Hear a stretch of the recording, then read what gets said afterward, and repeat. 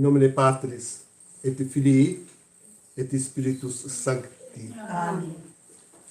Estamos então hoje na segunda-feira, depois do 22º domingo, isto é, ontem, quando celebrávamos, na verdade, a festa de Todos os Santos. Hoje, celebrando o Dia de Finados. Isto é, a nossa oração por todos os fiéis defuntos.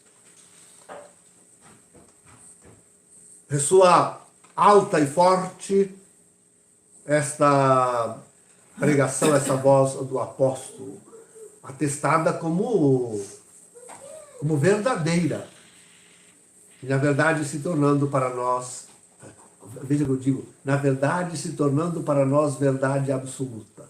Ela é uma verdade absoluta e eterna em Deus. Deus é vida.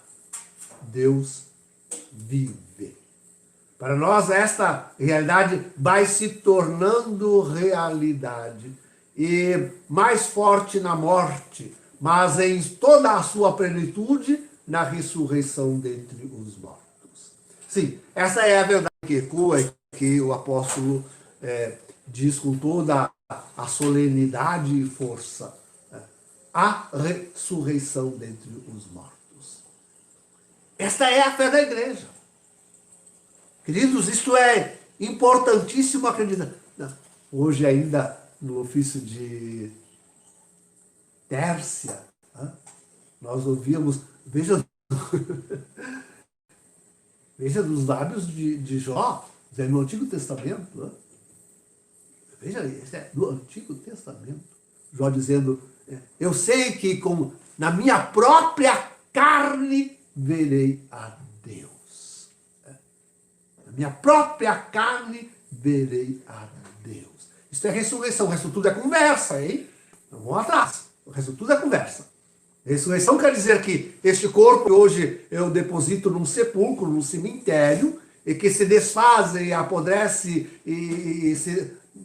um dia se levantará outra vez. E com os olhos, esta carne, eu verei a Deus. Essa é a fé da igreja. E é justamente por não ter mais... Sim, voltemos de novo àquela primeira asserção. Porque é em confessando esta nossa participação na vida, é que nós vamos à transcendência. Isto é, que é verdade que Deus existe e que Ele é eterno, Ele é vida. Vamos à transcendência.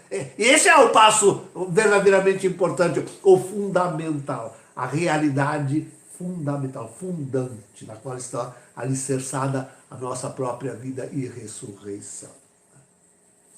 Então, mas para nós isso é importantíssimo, queridos, digo, o de confessar a nossa ressurreição.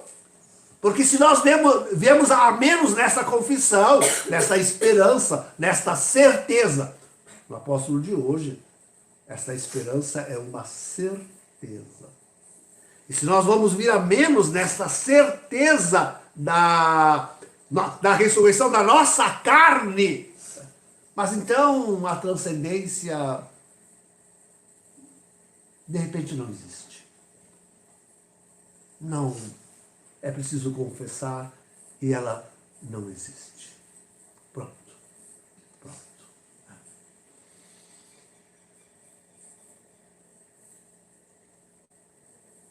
Agora, temos a palavra de Jesus. Esse é um outro passo importantíssimo darmos hoje. Não ficarmos no Antigo Testamento, mas realmente darmos o passo para o Novo. É interessante no Evangelho, Jesus apresenta 2 títulos seus. Diz que a voz, aquela voz que nos levantará dentre os mortos, ou ainda melhor dito, aquela voz que levantará todos os mortos, inclusive os maus, esses para a condenação. Mas a voz que levantará todos os mortos é a voz. E aí Jesus usa dois títulos para si. Um ele se chama de filho do homem e o outro filho de Deus. Qual dos títulos é o mais importante? Na verdade, o título mais importante é o filho do homem. Porque filho de Deus, afinal, já no Antigo Testamento, alguns homens muito crentes são chamados, né, de filhos de Deus. Agora, o filho do homem é aquele realmente ser único, especial e é absolutamente transcendente que nós temos, sobretudo nas visões de Ezequiel. Então, quando Jesus diz que é a voz do Filho do Homem, ele está se referindo justamente a esse ser transcendente que nós, ao usarmos o título de Filho de Deus, emprestamos a Jesus. E que significa realmente a sua divindade. Sim, este é o ponto. Jesus é Deus. E por isso ele tem a vida em si e pode dar a vida, pode retomar a vida para si. Isso é importante, a ressurreição do Senhor Jesus. Ele tem a capacidade ele é a vida divina, ele é de Deus. E como Deus, ele pode dar a vida morrendo e retomar a vida ressuscitando e dar-nos a vida ressuscitando-nos dentre os mortos.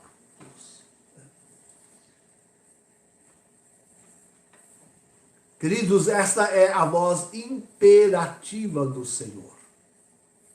Ninguém ressuscitará dentre os mortos, senão ao comando dessa única voz de Jesus Cristo, nosso Senhor. Pronto.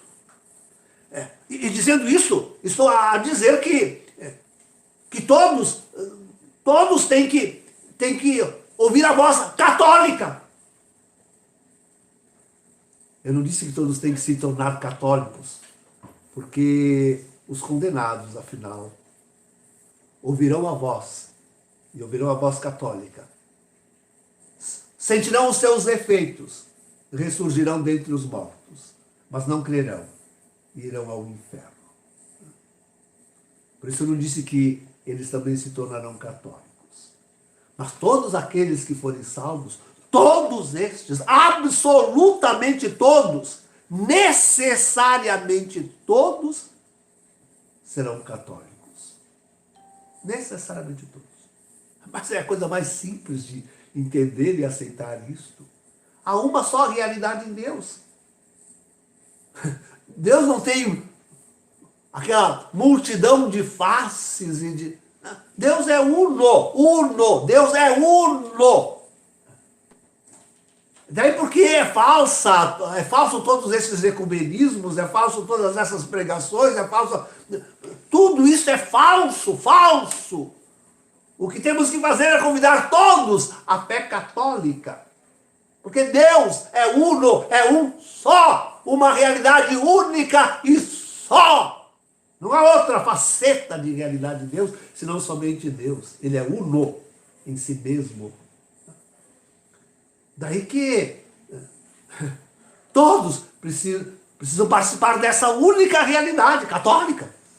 Católica, para todos. Única realidade católica, para todos. Queridos, como é difícil de ouvir isto. Como é difícil de crer isto. Já não crê nisto mais aqueles próprios, os católicos, ou que têm a aparência ainda de católicos. Eles não creem mais nada disso que eu falei até agora. Nada mais disso eles creem. Nada mais disso. O que faz a nossa CNBB? Plantar árvores. Visitar cemitérios? Não, olha o lockdown. Aliás, em tantas cidades do Brasil, hoje está proibido de visitar cemitérios. Tá? Tantas cidades no Brasil. Então, pararmos. Preocupação com ecologia. Preocupação com a pandemia. Parece que o único que tem que se preocupar com pandemia é a Igreja Católica, porque o resto tudo está. Quer dizer, onde a transcendência? Onde o convite para a missa? Alguém ouviu? CNBB, algum bispo de CNBB convidando para ir à missa no dia de finados, rezar pelos seus defuntos? Mas não se ouve. Nem as suas palavras, não há uma só expressão de fé em Deus na missa, na igreja. Nada de transcendência, preocupação ecológica, de cuidar do planeta, da mãe terra. Mãe deles, né? Porque a minha mãe é a bem-aventurada sempre Virgem Maria.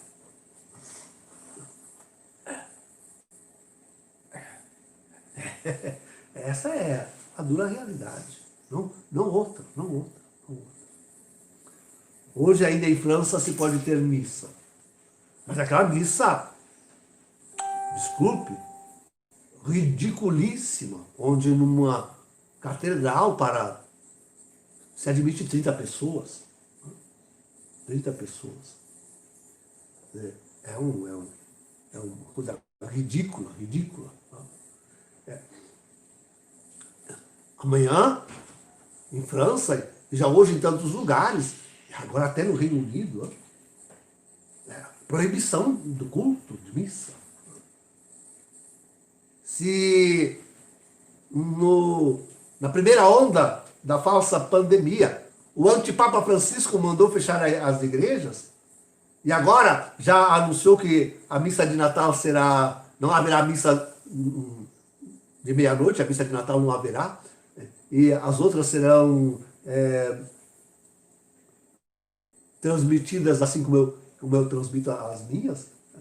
Quer dizer, estamos acompanhando a morte, é o falecimento, é o enterro deste cadáver que é a igreja, no mundo de hoje, no presente. A igreja não passa de um cadáver. Um cadáver insepulto, porque todo o fedor da contrafé está se espalhando pelo mundo inteiro. Todo o cheiro nauseabundo, impuro, da contrafé, da imoralidade e de todos os males estão se espalhando pelo mundo. Um cadáver insepulto desta contra-igreja, de Jorge Mário Bergoglio. Esta aqui é a dura realidade. Queridos, não pensar que 2001 vai melhorar, vai piorar. Este é o fim da igreja. Morta e insepulta.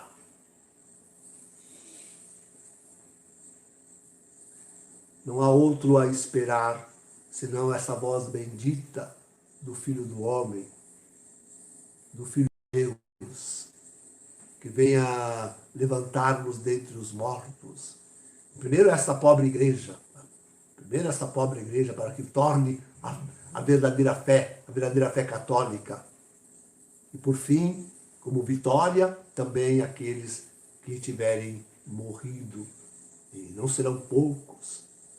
Não será em morte fácil e harmoniosa num hospital, não. Serão muitas e muitas, bilhões de mortos. Bilhões estamos falando. Mas ouvirão a voz. Todos ouvirão a voz. Oxalá essa igreja ressuscitada, antes disso, possa ter mérito suficiente para que todos participem da segunda e definitiva ressurreição. Em nome do Pai, do Filho e do Espírito Santo.